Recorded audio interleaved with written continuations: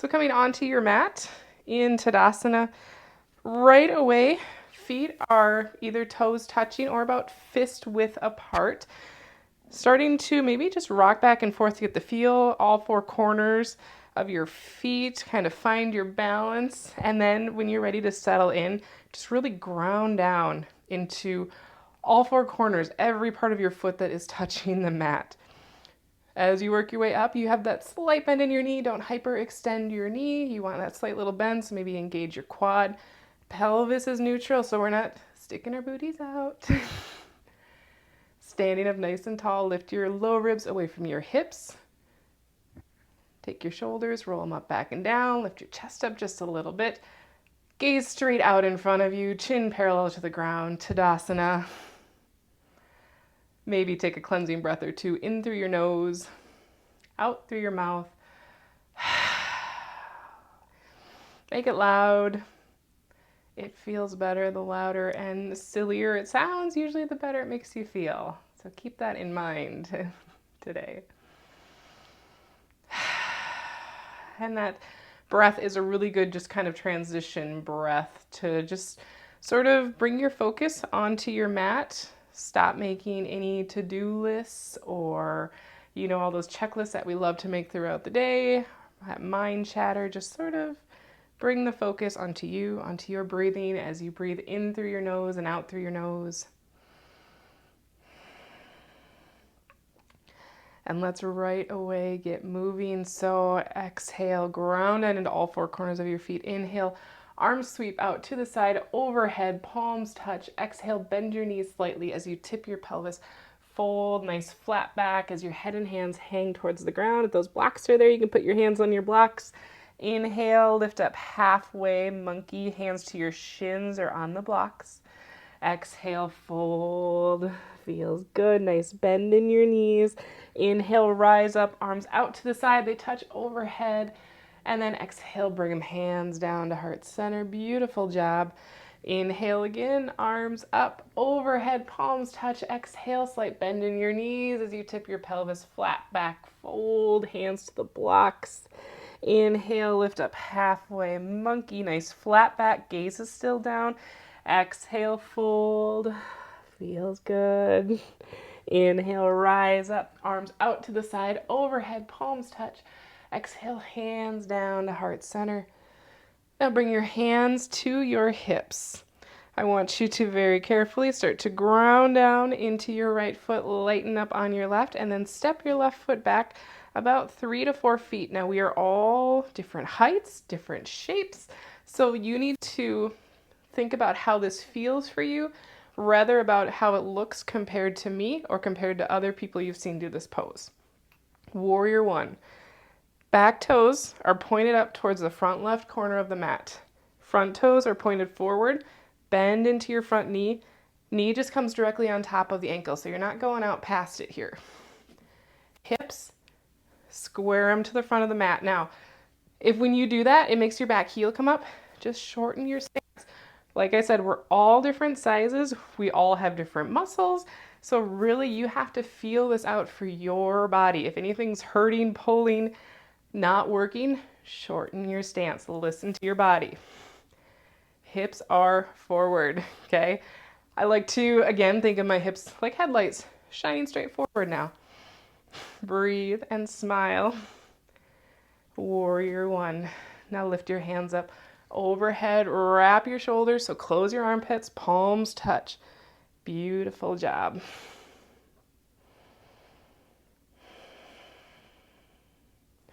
Now you can either cactus your arms out to the side like this, or if you want a little bit more of a stretch in your shoulders and you're feeling okay, you can interlace your hands behind your back, start to pull your fists down towards the ground and then gently up off your back. Or just cactus your arms and gently lift your chest up towards the sky. No back bend here though, just gentle small movement of your chest. Breathe.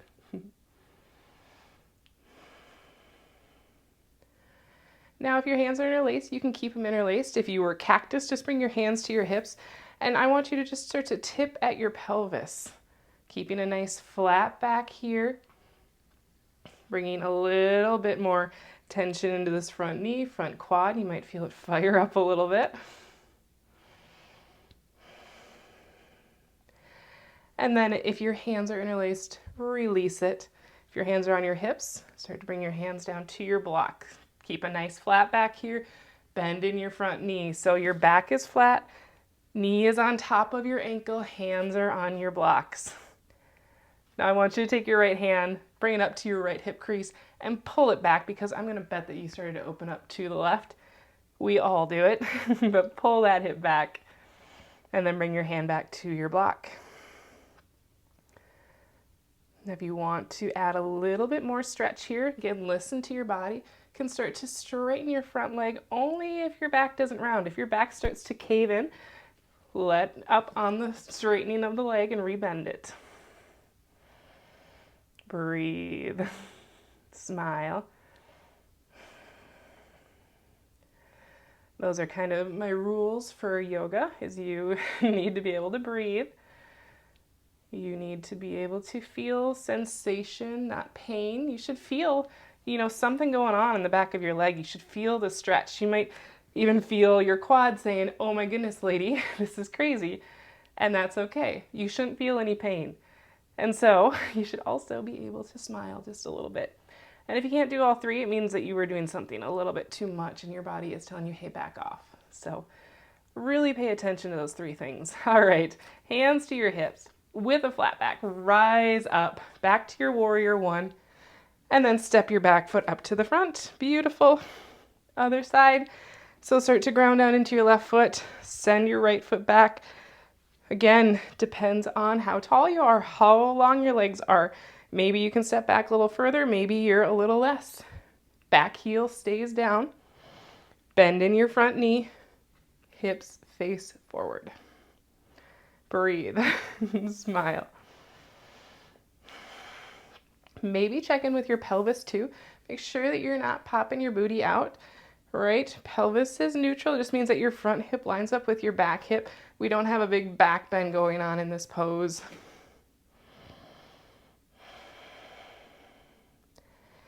Make sure too that your front knee is pointing with your toes. It's not kind of falling out to the side. You want to be nice and stable in our foundational poses here. Arms can come up overhead. Wrap your shoulders. Maybe let your palms touch if that's okay. Breathe and gaze out straight in front of you.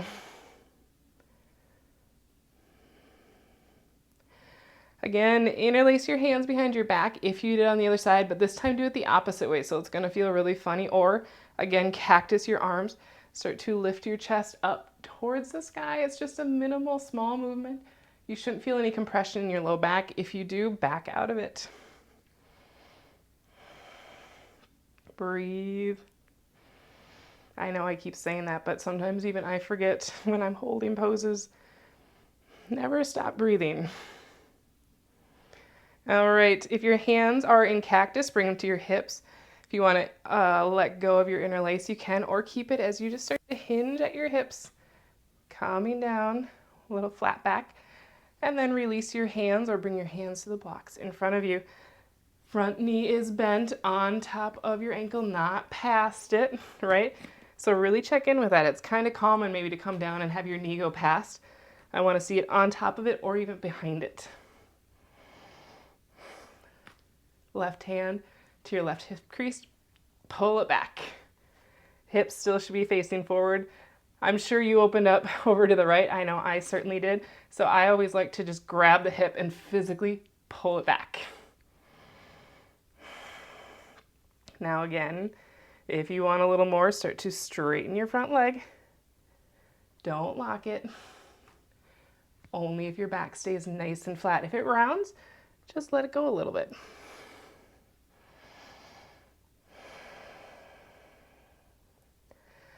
Our whole body, is one big chain of linked muscles, tendons, all of that stuff. So, if the back of your leg is really tight, it's going to cause your back to round. So really listen and watch, pay attention to what your body is doing.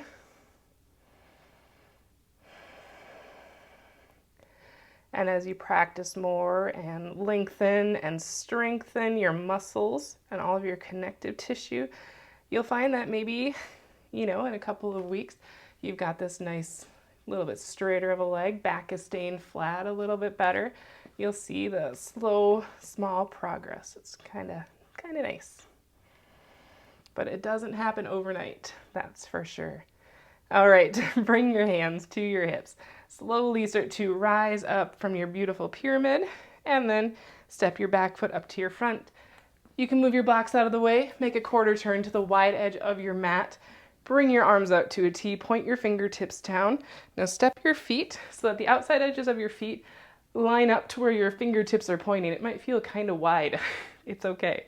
Hands to your hips. Turn your toes out now so that your toes are pointing towards the front wide edges of your mat. Hands to your hips.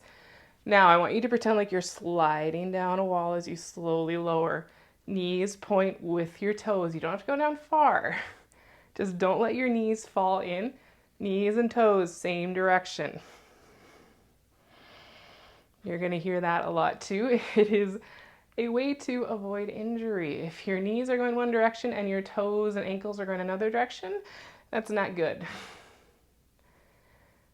Beautiful goddess. If you want to bring your hands to your heart, well, maybe your thighs are shaking and talking to you. Go ahead, smile. Acknowledge that little shake. Say, I hear you, thighs. It's okay. Couple more seconds. All right, slowly rise up. Straighten your legs. Arms can come out. Overhead star pose. Lovely. Release. And then hands to your hips. Turn your toes back so that the outside edges are lined up with the short edge of your mat. Hands to your hips. Inhale. Think about lengthening your spine. Exhale, maybe a slight bend in your knees. Tip at your pelvis.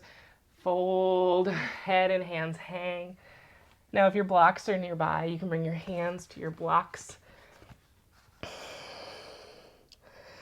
While you're here, take your shoulders, roll them up, back, and down, away from your ears. Even though you're upside down, you can do it.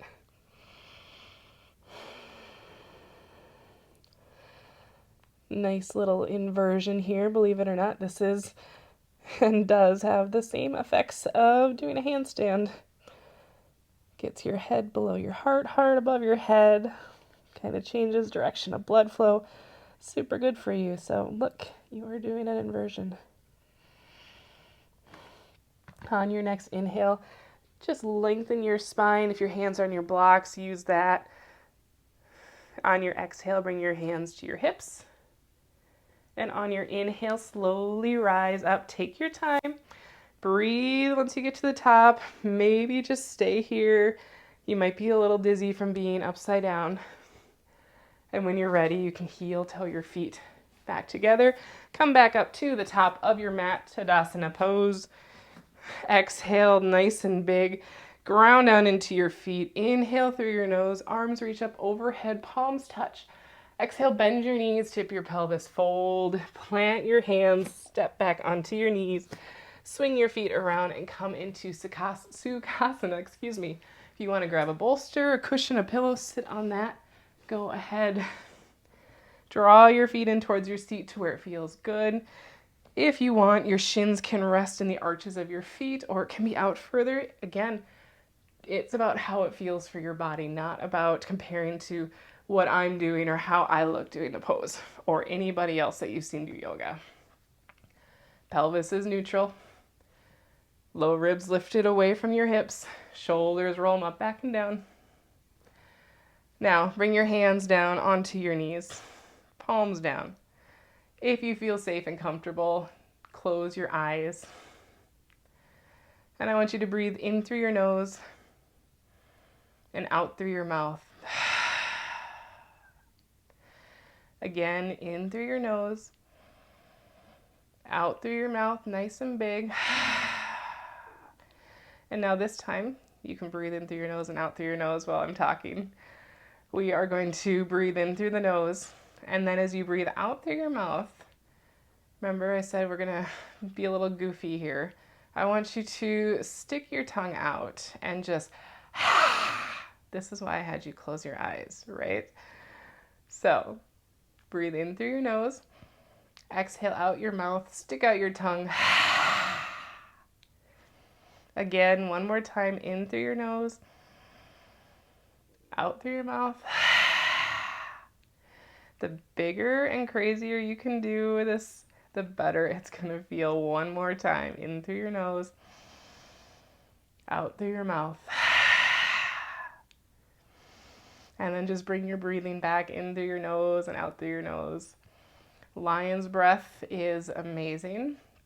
It is something I do quite frequently in the bathroom or when I have a moment of privacy, if my teenagers are driving me nuts or I'm just having a stressful moment. It's a really, really nice tool to just kind of quickly release maybe some anger, some rage, some tension. It's really good for that. So I encourage you that if you're ever having a moment where you're just stressed to the max, to bring in that breath. You know, just go in the bathroom. They might be wondering what the heck that noise is, but you'll come out maybe a little calmer and a little more relaxed. Now bring your hands to heart center. If you feel safe and comfortable, you can bring your thumbs up to your third eye center, maybe gently bowing down. The light and energy that's within me, surrounds me, connects us all together, honors and recognizes the light and energy that's within you and around you. Thank you for doing something so good for your body and mind and soul. I look forward to doing it again with you. When you are ready, you can gently lower your hands, blink your eyes open if they're closed, and then bring your head back up.